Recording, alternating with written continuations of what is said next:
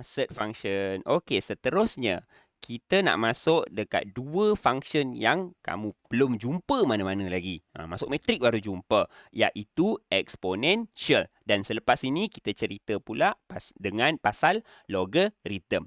Exponential.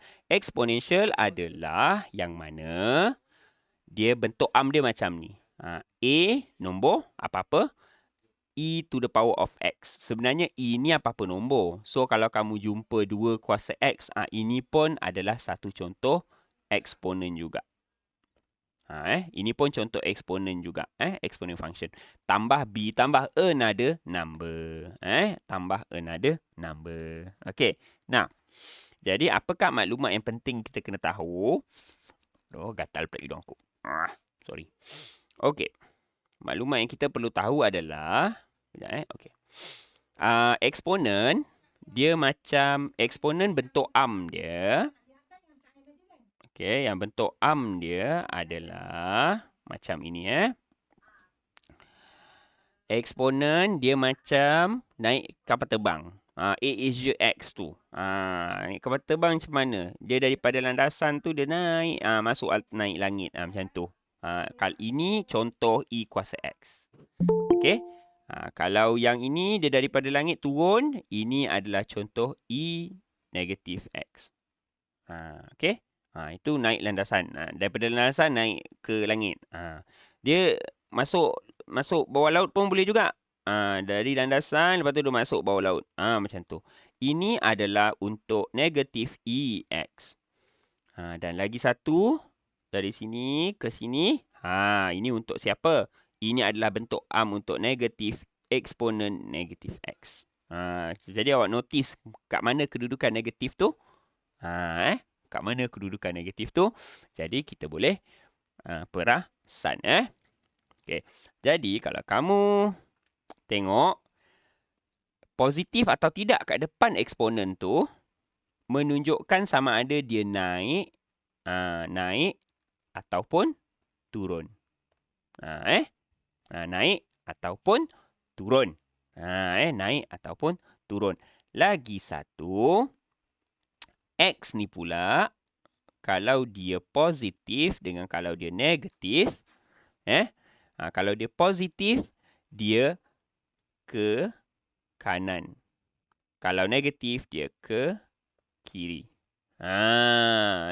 Dia ke kiri.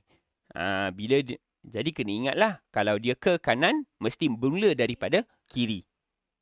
Dan sifat eksponen, okay, saya ambil contoh yang EX ni. Okay, kalau awak tengok, dia mula-mula dekat, lepas tu semakin lama semakin jauh. Dia macam tu. Itu adalah sifat eksponen. Eksponen tu sendiri bermaksud peningkatan yang mendadak. Kalau kamu dalam English class, kalau kamu nak terangkan sesuatu, you can use the word exponentially untuk menggambarkan sesuatu yang naik terlalu mendadak. Okay, now. Sorry. Okay, maklumat seterusnya dekat B ni. B ni adalah apa? B ni penting. Kerana B ni adalah landasan kereta kita punya EX kita ni nak naik kapal terbang tu. Kalau kapal terbang mesti ada dia punya layover suka hati aku je layover. Apa benda tempat naik kapal terbang, landasan lah kan. Kan? Jadi B ni dekat mana? Dia adalah apa yang dia berada di sini. Dekat situ. Y sama dengan B. Dalam kes ni B-nya kosong lah. Yang mana ini kita panggil sebagai horizontal asymptote. Horizontal asymptote. Tadi kita dah jumpa vertical asymptote dekat rational. Kali ni kita jumpa dekat horizontal asymptote. Okay, so marilah kita cuba lukis yang ini. Okay, now kita tengok dekat EX. Apa depan dia? Depan dia positif. Kalau positif saya kata apa tadi? Naik atas. Lepas tu seterusnya kita tengok siapa pula? Tengok X pula. X pula adalah positif. Maksudnya ke kanan. Kena ingat, kalau ke kanan mesti dari kiri. Takkanlah kau dah kat kanan, kau nak pergi kanan, macam mana lagi? Kan? Okay. Maksudnya kita punya, lepas tu kita tengok kita punya landasan kita. Tengok landasan kita. Landasan kita kat mana? Tak ada ni. Maksudnya tambah apa? Tambah kosong. Jadi, horizontal asymptote kita at y equals kosong. Horizontal sentiasa y. Vertical sentiasa x. Jangan kau kata horizontal asymptote, tapi awak kata x sama dengan 4. Salah kat situ. Kesesatan abadi. Okey. So, kita dah ada maklumat kita kat sini. Jadi, kita dah boleh mula sketch. Mula sketch. Mari kita sketch x. Lepas tu y.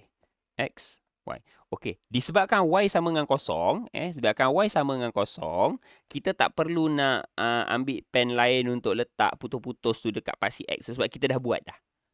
Kita dah buat dah untuk melabel sebagai paksi x. Jadi, kamu proceed untuk sketch sahaja dia punya function. Okay, so kita start, ingat, ke kanan, naik, atas. Jadi, mesti mula dari kiri.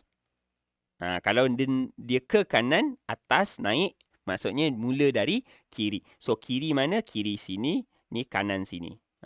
Okay. Jadi, mula-mula dekat, lepas tu dia semakin menjauh. Masuk ke langit. Okay, so ini adalah fx kita. Okay, jadi dekat sini kita dah boleh keluarkan dia punya domain dan range. Okay, now what is the domain and what is the range? Domain dia apa? Domain dia adalah domain dia, kita start daripada kiri ni, kena kan?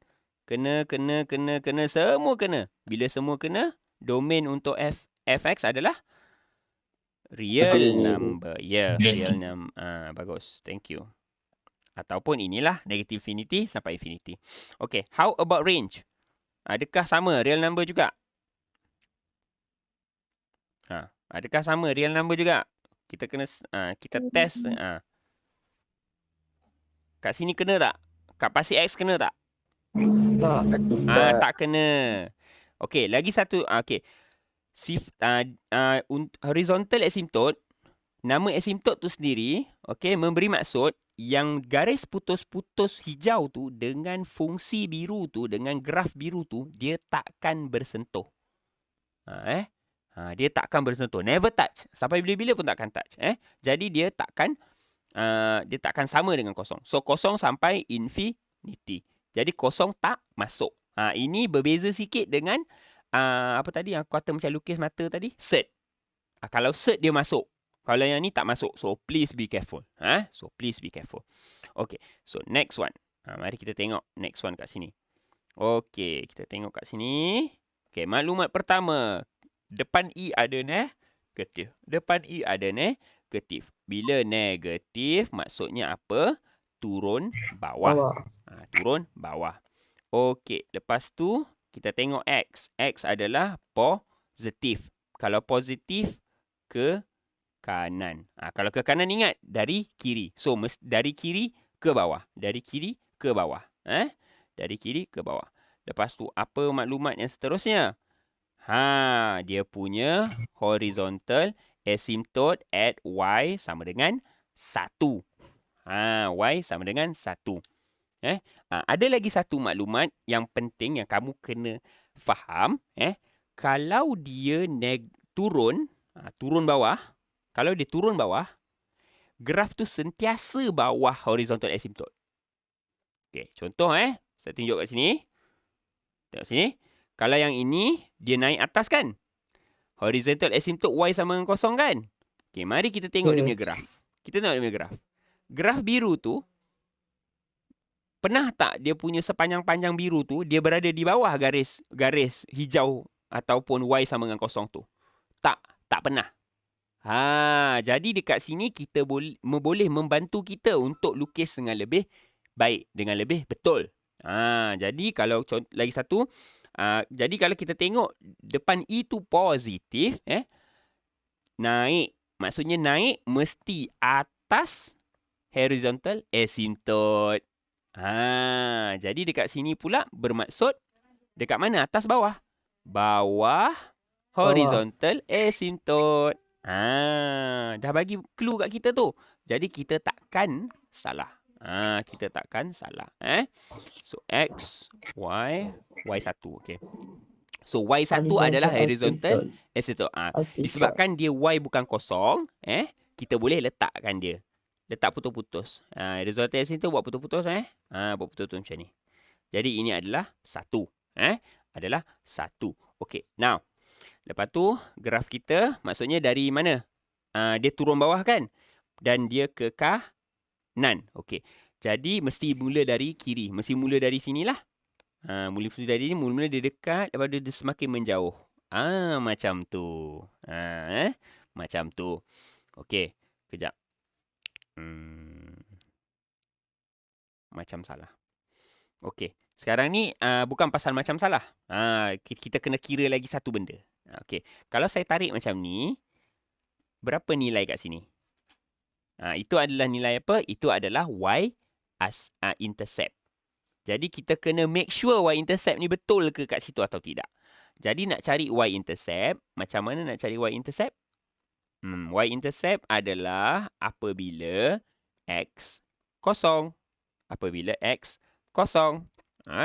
Jadi ambil fx tadi, f kosong sama dengan negatif E kosong tambah 1. Okey. Jadi negatif E kosong 1 tambah 1 sama dengan kosong. Jadi Y mesti exactly kosong. Jadi dekat biru yang saya buat tu tadi, betul ke tidak? Salah. Salah lah. Jadi jangan main tarik. Jadi kamu kena careful. Lagi-lagi kalau asymptote kita dia naik turun, dia atas dengan bawah paksi X. Jadi dia benda macam ni kena ambil kira. Jadi saya punya graf ni salah. Maksudnya kita punya eksponen, garis eksponen kita mesti lalu X kosong ni. Macam ni. Aku tahu buruk sikit. Tapi macam itulah gaya dia. Kalau tak nanti dikira salah. Kalau main tarik palatau je, walaupun bentuk dia cantik, dikira salah sebab tidak menepati benda yang betul ni. Walaupun sketching tak ikut skala, tapi dia punya intercept semua mesti betul. Okay. Done with that. Now, what is the domain of F and range of F? Unreal number. Okay, real number. Yang ni real number, bagus. Okay. Range? Dari mana sampai mana? 1 until negative infinity. Tapi negative infinity paling kecil kita sebut tu dulu. Okay. Itu sahaja. Senang je. Eksponen ni. Okay, next.